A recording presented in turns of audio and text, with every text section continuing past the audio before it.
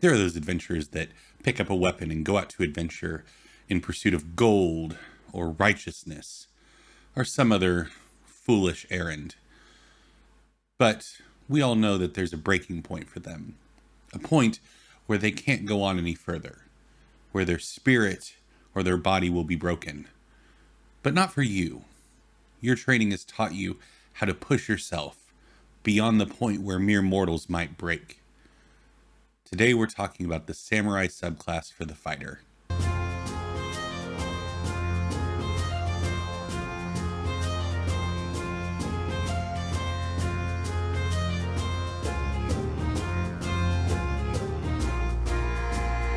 What is up, everybody? Welcome back to the Geek Pantheon. I am Eric, and today we're going to be talking about the Samurai Subclass from Xanathar's Guide to Everything. This was not requested by anybody. It's just a subclass I wanted to take a look at because a lot of the fighter subclasses are pretty straightforward. They clearly have a hook that they want to accomplish, and all the design decisions are kind of based around that. And I wanted to take a look at one of the more simple but elegantly well done fighter subclasses. I know we did the Psi Warrior, but that one has psionics baked into it and a lot of stuff like that. I wanted to go for like a purely martial fighter subclass to see what kind of story Wizards can tell through one of the more straightforward design templates that they have. So let's talk about it first with an overview.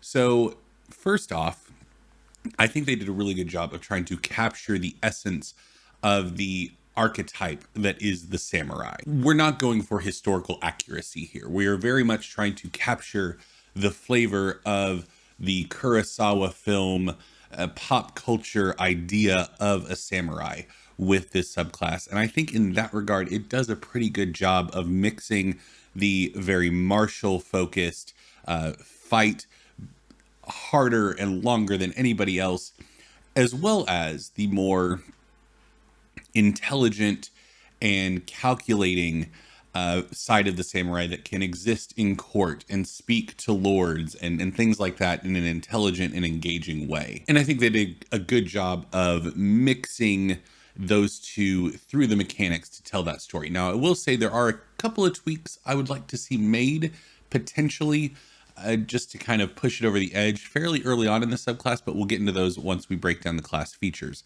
But as just kind of an overview, what do I think about it? I like it. I think if you're going for a purely martial character that you would like to have potentially be the face of the party as well, the Samurai subclass would be a really good one for that. If you're looking for that samurai flavor, you want to play a samurai in your favorite fantasy setting, this would also do really well. But let's go ahead and get into the class features. So first and foremost, at 3rd level, you get bonus proficiencies. So you get to pick one, and you get to pick between history, insight, performance, and persuasion as an additional proficiency you get. And this makes perfect sense, starting off on the right foot with injecting that sense of flavor to the samurai of you're more than just your sword, you're more than just your bow. And any of those options for a proficiency would fit really well into a samurai concept, knowing the history of your nation, of your land, of the world, being able to read people, and then performing and persuading as they exist at court, I think makes a lot of sense. So I think they kind of knocked it out of the park with, if you're going to pick any 4 proficiencies that you're like, hey, you might be deficient in one of these moving forward as a samurai, so pick one. This makes a lot of sense to have these 4 be the ones that you pick, because as a fighter you're probably going to have a lot more like the athletics and more standard fighter skills, so this is a good supplementation. And next up is fighting spirit at 3rd level as well, where as a bonus action you can give yourself advantage on melee weapon attack rolls until the end of the current turn, and you also give yourself 5 temporary hit points, and those increase to 10 temporary hit points at 10th level and 15 at 15th level.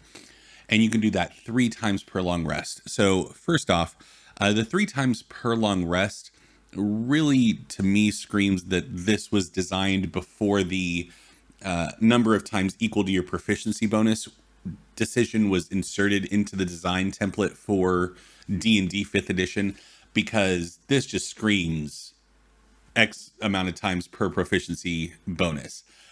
So I think if you were to ever do a reprint of this subclass, you would absolutely update the fighting spirit to be, you can use it a number of times equal to your proficiency bonus per long rest.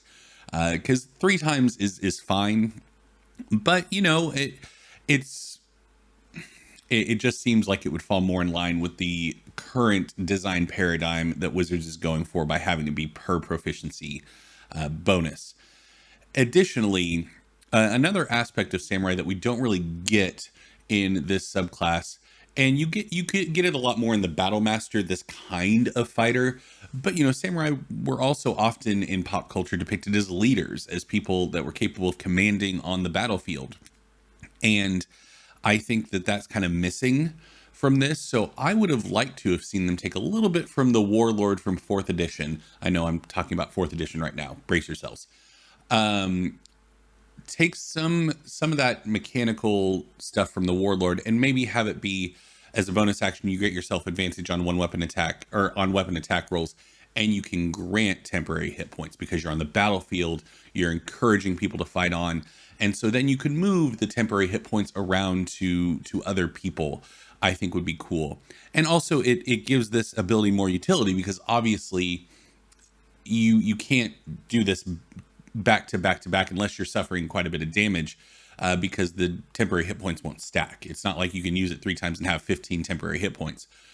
So being able to spread them out a little bit, I think would give this ability a bit more legs. And I think that would be cool. And also, once again, inject that flavor of the Samurai being leaders on the battlefield. So those are the only 2 big tweaks I would make to this ability. Overall, I think it's a good ability. I think it does a good job of presenting the Samurai as somebody that can push themselves harder than the average fighter. And I mean, it's called Fighting Spirit. So yeah, it does that well. I would like to see it be based on proficiency bonus in number of uses, and being able to move the temporary hit points around would be really cool as well. And then at 7th level, you gain Elegant Courtier, which gives you the ability, when you make a persuasion check, a charisma persuasion check, you can add your wisdom bonus to it as well. Kind of showing that your wisdom enhances your capacity to influence people. And then additionally, you also gain proficiency on wisdom saving throws. If you already have that, though, then you get to pick between intelligence and charisma as your bonus proficiency in the saving throw, just kind of showing that your mind is steeled against outside influences.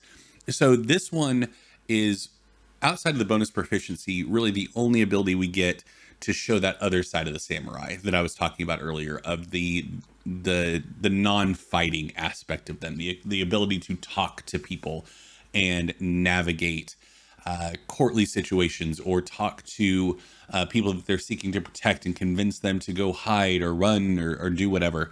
And so I like this. I think it's a good addition. I think there would have been an easy temptation to just focus on the martial capabilities of a Samurai and put all your eggs in that basket and push that forward. So I like that they took a moment at 7th level to say, no, here's the other side of the Samurai. So I really do like that. And this is the only one that we get, though. So if you're expecting a progression of this ability later on down the road, don't think that, don't hold your breath. But yeah, I think it's a good ability, and it's a welcomed addition for this subclass. And before we move on, if you are enjoying this video, please be sure to give it a like down below and subscribe to the channel. It does help out a whole heck of a lot, and most of you aren't subscribed to the channel, so subscribe, it's free. And if you want to support the channel, we do have a Patreon, patreon.com/thegeekpantheon, link down below. And if you'd like to talk to me about all this stuff in real time, I do stream on Twitch every Sunday and Tuesday at 8 p.m. Central, and Saturday mornings at 8 a.m. twitch.tv/thegeekpantheon. Come on over, hang out. I would love to have you. And at 10th level, you get Tireless Spirit. This is a pretty straightforward, simple one. When you roll initiative, if you don't have any more uses of your Fighting Spirit class feature from 3rd level, then you gain 1. So you always have at least 1 when going into a fight, which I think I really like a lot. And this kind of, offsets the lack of progression that you get from it being tied to proficiency bonus, where at higher levels you can have more, as long as you make sure you don't have any by the end of the last fight going into the next one. But then you only have 1 going into it. So anyway, I do like it. I like that it removes some of that fear of, should I use my last charge of fighting spirit now, or are we going to get in a fight later where I'll need it more? It removes that note. When you roll initiative, I'll have at least one. So that's a good thing. And I like it a lot. I think it encourages people, especially when you only have one charge left. You might as well use it, because you're going to start the next fight with one either way.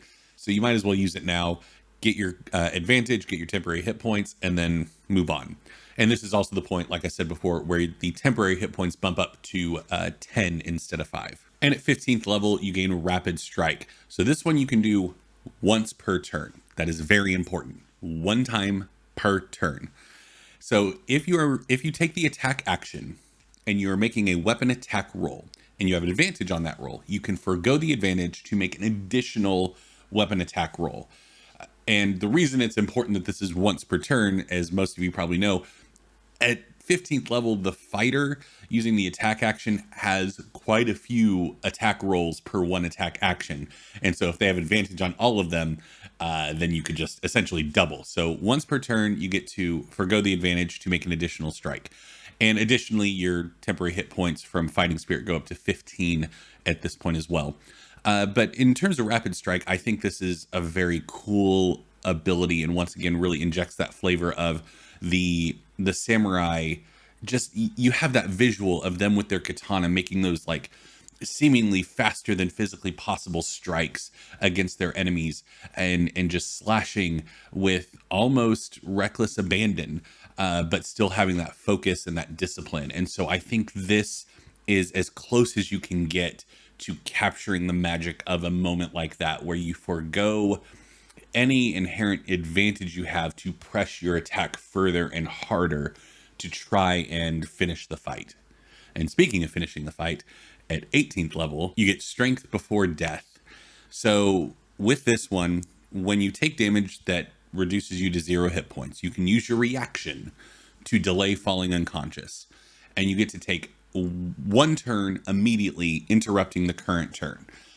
Now, if you take damage, it still counts as a failed death save throw. 3 death saving throws would cause you to just die. So all the normal death rules, except for you being unconscious, are still applicable during this window of time in which you are still on your feet. And if you're still at 0 hit points at the end of your turn, you fall unconscious. So this one, I mean, it's the perfect capstone, I feel like, for a samurai subclass, where you're pushing yourself beyond the point where mortals would normally falter, like I said in the little intro that I did, and fighting on. And if you've already taken an opportunity attack this round, sorry about your luck, but you can't do it because it requires your reaction. But if you still have your second wind available, or a healing potion or something like that, then you can do that to stay on your feet. And by the way, you can only do this once per long rest. So, but I feel like the narratively effective use of this ability is that one last strike to take your enemy down with you.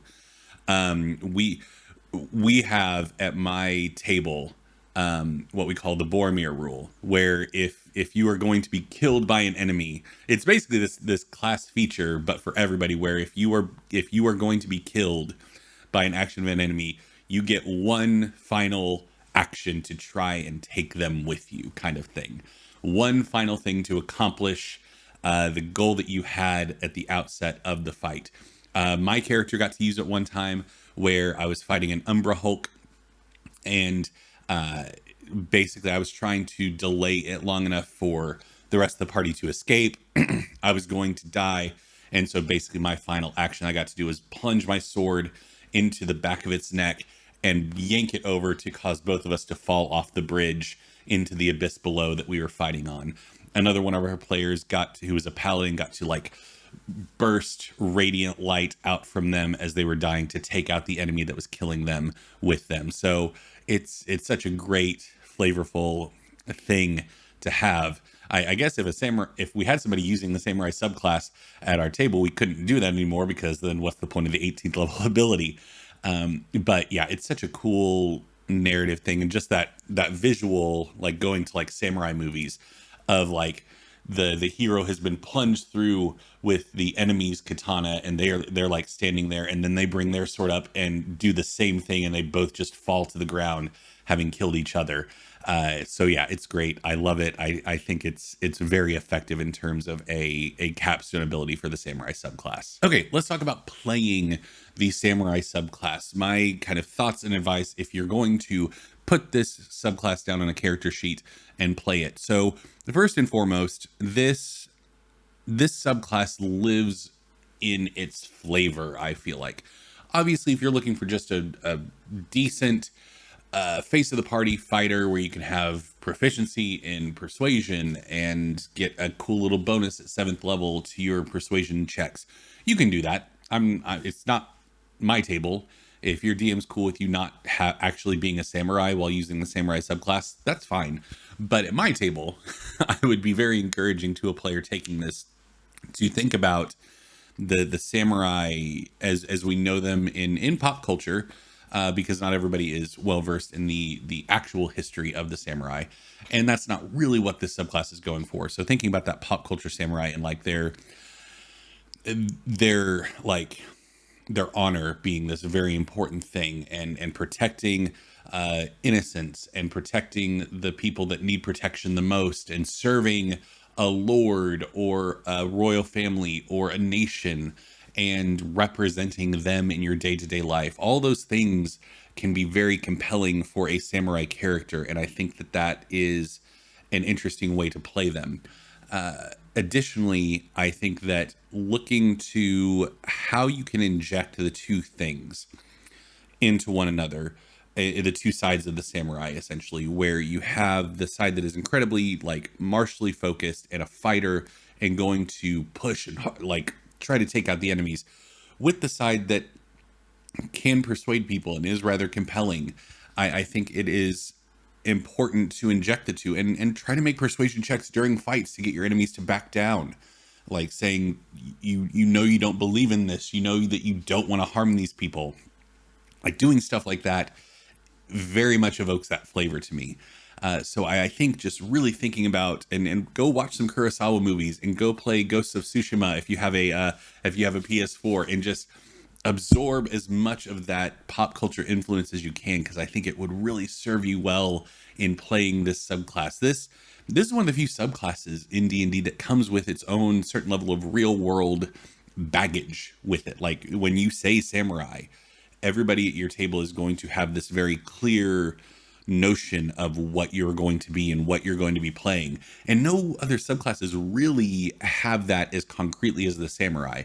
So if you're going to be playing this, I think it behooves you to really lean into that and really go for that evocative nature, because that's a boon for this subclass, that you have immediate buy-in from the rest of your fellow players and your DM about what your character is going to be like, and you can use that to really elevate your character and then also subvert some expectations about it. But there's a difference between ignoring the inherent expectations and baggage that comes with a subclass and subverting the expectations, because this is intentional and this is just whatever.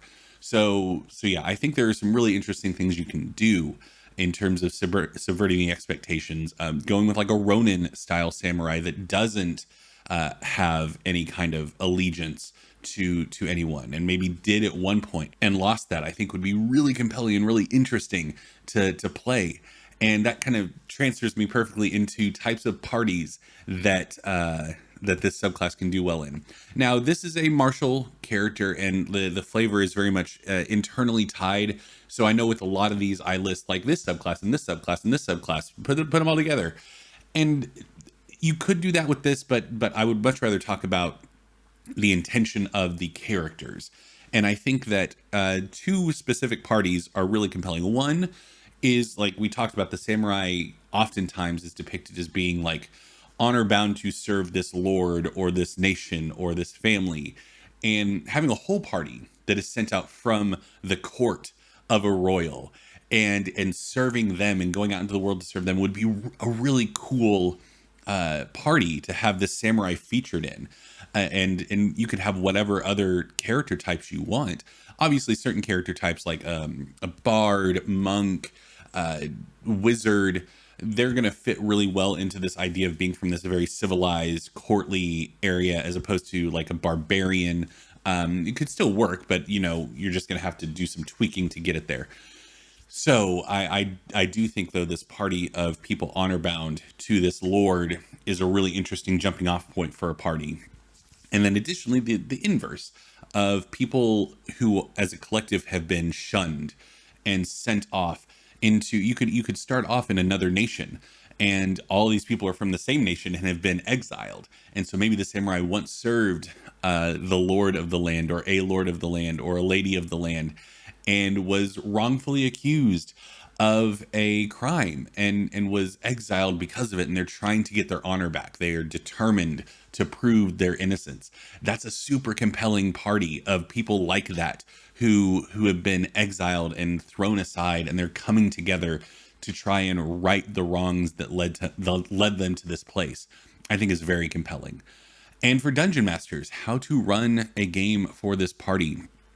So I am very much a a lover of BioWare video games, which means that oftentimes I present, I don't want to say they're no-win scenarios for my players, but they're certainly not a slam dunk. I guess it's a no slam dunk scenario. There's no situation where it's just like you're going to feel great about, yeah, I did it. And I think for a samurai character that is very honor bound, that is an interesting way to present a lot of situations of like, do you uphold your honor and let this bad thing happen, or do you potentially debase yourself but protect an innocent person? Like, which do you go with? Which do you do? How important is your honor to you? I think is a really interesting way to play this subclass and push them outside of their comfort zone. You don't want to overdo it, because then it can get tiresome, and that's a lesson that I still need to learn. But yeah, I think that that's an interesting way to play for a character that is going to have that kind of honor bound nature to them. Additionally, having situations that allow the samurai to use both sides of their subclass. They are fighter, but they also have these more social focused abilities. And so allow them to use them, and also allow them to use them in combat, as I said before. It sounds odd to a lot of DMs, I bet, to say, let them make a persuasion check during combat, because normally that's reserved for intimidation or deception. But like, if you have enemies that clearly aren't purely evil, then there is a place for persuasion of, if these bandits are attacking this village just because they're hungry too, and they need food as well, allowing the samurai to, while swords are locked, make a persuasion check to be like, you don't want to do this, you don't want to harm these people, we can find a way, for you to eat, for you to be healthy. That's super interesting, and that's very compelling, and it's going to make the samurai feel like a different kind of awesome than just getting to stab people with their katana. Being able to use their other abilities in combat is going to be a really cool moment. So that's my advice on how to run for the samurai subclass. What did you all think? Did I miss anything? Did I mess anything up? Let me know down in the comments below, and let me know what subclasses I should cover in the future. I do have a list that I am keeping, but occasionally, you know, I want to do one for me, which is like the samurai video that we did today. So thank you all so much for watching. Let me know down what you thought down in the comments below. Be sure to like the video, subscribe to the channel, and I will see you next time.